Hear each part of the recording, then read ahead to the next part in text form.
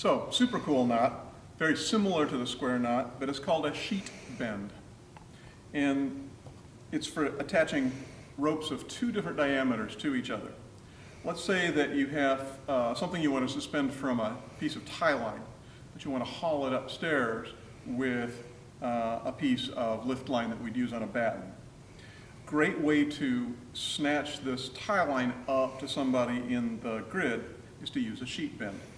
And a sheet bend is very similar to a square knot. You'll make a bend like this, not a loop, but a bend. Then you'll run the small line through that bend, bring it around the back, and if I went back down inside, that's just a square knot, right? It's just like a square knot. But here's the difference. Instead of going back down into the bend, the sheet bend cheats a little bit and just runs out underneath that skinny line.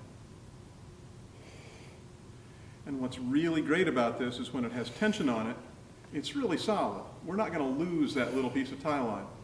But when I get up to the top, pulling that thing apart, super easy.